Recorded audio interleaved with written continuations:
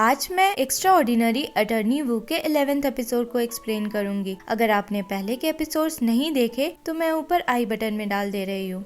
Episode के starting में हम एक गैम्बलिंग एरिया देखते हैं जहाँ 3 दोस्त बैठकर अपना लॉटरी नंबर्स मिला रहे थे। उनमें से एक का 5000 वोन का ही लॉटरी लगता है, पर तीसरे दोस्त को लॉटरी का फर्स्ट प्राइज मिल जाता है। शुरू में तो उन्हें विश्वास ही नहीं हो पा रहा था, फिर खुशी के मारे वो लोग नाचने लगते हैं और एक दूसरे के गले लगने लगते हैं। एपिसोड में आगे बढ़ने से पहले अगर आप चैनल में नए हैं तो प्लीज सब्सक्राइब करके बेल आइकन जरूर दबाएं, जिससे आपको फ्यूचर में अपलोड होने वाले एपिसोड्स की नोटिफिकेशन मिलती रहेगी। फिर हम देखते हैं कि यंगबू ऑफिस के गेट के पास बैठ के जुन्हो का वेट कर रही थी। बैठी हुई वो अपने और जुन्हो के किस के बारे में ही सोच रही थी। जुन्हो जब आता है तो उसको बैठा देखकर पूछता है कि वो यहाँ क्या कर रही है। यंगबू कहती है कि वो उसे देखना चाहती थी और वो अब तक ऑफिस नहीं आया था, इसलिए वो उसका वेट कर रही थी। दोनों बातें ही कर रहे थे कि यंगबू को जंगम्योंग का कॉल आता है और उसे क्लाइंट से मीटिंग के लिए कॉन्फ्रेंस रूम बुलाता है। वो जुन्हो को बाय बोलकर बच्चों के जैसे उछलते कूदते जा रही थी, तो जुन्हो उसे देखकर हंसता है। यंगबू को लिफ्ट में सीईओ हान मिलती है। वो पूछती है यंगबू से कि तुम्हें हानबादा में काम करना कैसा लग रहा है, कोई चिंता, कोई कंसर्न कुछ है तो बताओ। यंगबू थोड़ा सोचती है, फिर किस के बारे में बताने लगती है और कहती है कि उसका कंसर्न है कि वो सही तरीके से किस नहीं कर रही। उसकी बात सुनकर सीईओ चुप हो जाती है और फिर कुछ बोल ही नहीं पाती। यंगबू लिफ्ट से निकलती है तो बगल वाले लिफ्ट से एक आदमी निकलता है जिसने अपनी वाइफ को पीठ पे बिठा रखा था क्योंकि उसका हील टूट गया था। पता चलता है कि ये आदमी ही उनका क्लाइंट है और इसका नाम शिंसू है। शिंसू बताता है कि उसने 2 लोगों के साथ पैसे मिलाकर लॉटरी टिकट्स खरीदा था। तीनों ने प्रॉमिस किया था कि उनमें से अगर कोई भी लॉटरी जीता तो आपस में इक्वली बांट लेंगे। उनमें से एक को फर्स्ट प्राइज मिला, पर अब वो पैसे लेकर गायब ही हो गया है और कह रहा है कि उसने शेयर करने का कोई प्रॉमिस नहीं किया और एक पैसा भी देने से मना कर दिया है। जंगम्योंग पूछता है कि उसके पास कोई प्रूफ है जिससे पता चले कि उसके दोस्त ने ऐसा कुछ प्रॉमिस किया था, कोई डॉक्यूमेंट, कोई एग्रीमेंट या कोई रिकॉर्ड, कुछ भी। तो वो कहता है कि उसके पास ऐसा कोई प्रूफ नहीं है और बताता है कि वो लोग उसके गैम्बलिंग के दोस्त हैं और उन लोगों ने गैम्बलिंग से जीते पैसे से ही टिकट्स खरीदा था। इस पे जंगम्योंग कहता है कि अगर ऐसी बात है, अगर टिकट्स गैम्बलिंग के पैसे से लिए गए हैं तो कोर्ट में ये केस तुरंत ही इनवैलिड हो जाएगा क्योंकि गैम्बलिंग एक इलीगल प्रैक्टिस है। शिंसू कहता है कि उसका दोस्त 6.2 बिलियन जीता है, जो टैक्सेस के बाद 4.2 बिलियन है। तीनों को 1.4 बिलियन वोन मिलना था। वो कहता है कि वो अपने दूसरे दोस्त को भी लेकर आएगा जिसे पैसे नहीं मिले हैं, तो ये लॉ सूट 2.8 बिलियन का हो जाएगा। अभी तो वो लोग पैसे नहीं दे पाएंगे, पर ट्रायल जीतने के बाद अच्छा खासा कमीशन फी देंगे। शिंसू की वाइफ उसकी तरफ से कहती है कि उसके हस्बैंड को मजबूरी में गैम्बलिंग करना पड़ा था, वो मजे के लिए नहीं करता। वो बताती है कि शिंसू अपने एक पार्टनर के साथ एक इंटरनेट कैफे चलाता था, पर उसके पार्टनर ने उसे धोखा दे दिया और उन्हें बहुत नुकसान हुआ और इसकी भरपाई करने के लिए शिंसू को गैम्बलिंग शुरू करना पड़ा। वो फिर अपनी फैमिली का बताने लगती है कि वो लोग कितनी गरीबी में रहते हैं और उन्हें अपने बच्चों के लिए इन पैसों की बहुत जरूरत है। बोलते हुए वो रोने लग जाती है। शिंसू और उसकी वाइफ को इतना रिक्वेस्ट करता देख जंगम्योंग केस लेने के लिए मान जाता है। अगले सीन में हम चोइसू को देखते हैं जो देर रात अपने ऑफिस में काम कर रही थी।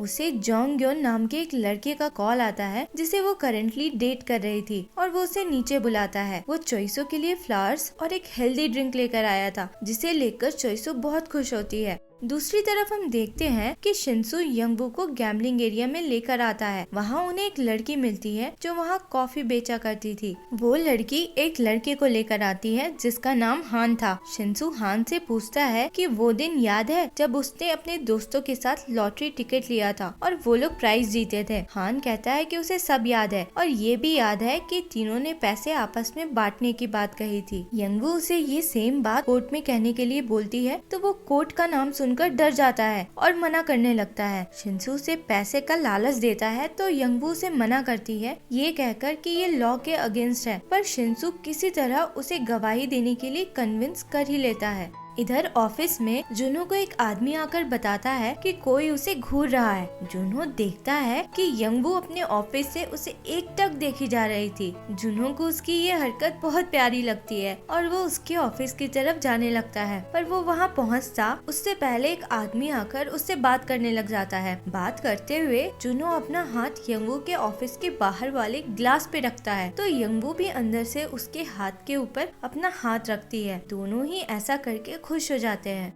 अगले सीन में हम कोर्ट का देखते हैं, जहां अपोजिशन का लॉयर ये आर्ग्यू करता है कि उसके क्लाइंट ने बस मजाक में ऐसा कहा था कि वो प्राइज मनी 3 पार्ट में बांटेगा। ऐसा कोई लीगल एग्रीमेंट नहीं है जिसके हिसाब से उसे पैसा देना पड़े, इसलिए ये केस वैलिड ही नहीं होना चाहिए। फिर जंग मियोंग अपना आर्ग्यूमेंट रखता है कि ओरल एग्रीमेंट्स भी लीगल होते हैं। तीनों दोस्तों ने ये प्रॉमिस किया था कि जो भी लॉटरी जीतेगा आपस में प्राइज डिवाइड करेगा। वो विटनेस मिस्टर हान को बुलाने की बात कहता है। तभी जुनहो आकर यंगवू के कान में कहता है कि विटनेस भाग गया है और पूरी बात जंग मियोंग को बताता है कि मिस्टर हान एक चाइनीज इमिग्रेंट है और इस डर से कि कोर्ट में आने पे उसे डिपोर्ट न कर दिया जाए वो भाग गया है। जंग मियोंग फिर जज को बताता है कि मिस्टर हान किसी वजह से आ नहीं पाया और नए विटनेस को लाने के लिए कुछ समय मांगता है। कोर्ट से निकलकर शिंसू का दोस्त कहता है कि अगर कोई दूसरा विटनेस नहीं मिला तो मे भी किसी को पैसे देकर विटनेस बना ले, तो यंगवू मना कर देती है। फिर रात में यंगवू देर रात तक काम कर रही थी। काम के बीच में वो जुनहो को कॉल करती है। दोनों कुछ देर बात करते हैं और वो कहती है कि उसके साथ पहली बार ऐसा हो रहा है कि वो वेल्स के अलावा किसी के बारे में दिन भर सोचती रहती है। फिर फोन रख देती है। जुनहो बस मुस्कुरा के रह जाता है। अगले दिन कोर्ट में अपोजिशन का लॉयर कहता है कि पहली बात तो उसके क्लाइंट ने लॉटरी मनी डिवाइड करने का प्रॉमिस किया ही नहीं था और दूसरी बात ये कि लॉटरी टिकट्स गैम्बलिंग मनी से लिया गया था। गैम्बलिंग एक इलीगल प्रैक्टिस है, तो इस पूरे केस का कोई मतलब ही नहीं है। जंग मियोंग और यंगवू इसके अगेंस्ट अपने आर्ग्यूमेंट्स रखते हैं और फिर अपने विटनेस मिस दाये को बुलाते हैं। ये वही लड़की थी जो गैम्बलिंग प्लेस में कॉफी बेचा करती थी। इसको देखकर शिंसू और उसका दोस्त काफी खुश होते हैं। जंग मियोंग दाये की क्वेश्चनिंग करता है और वो बताती है कि उसने भी तीनों दोस्तों को प्रॉमिस करते सुना था कि वो लोग लॉटरी प्राइस आपस में इक्वली डिवाइड करेंगे। इसकी बात सुनकर डिफेंडेंट चिल्लाने लगता है कि ये झूठ बोल रही है क्योंकि शिंसू का इसके साथ अफेयर चल रहा है। अफेयर की बात को दाये और शिंसू दोनों ही साफ मना कर देते हैं, पर शिंसू अपने हाथ से हार्ट बनाकर दाये को इशारा करता है, जिसे यंगवू देख लेती है।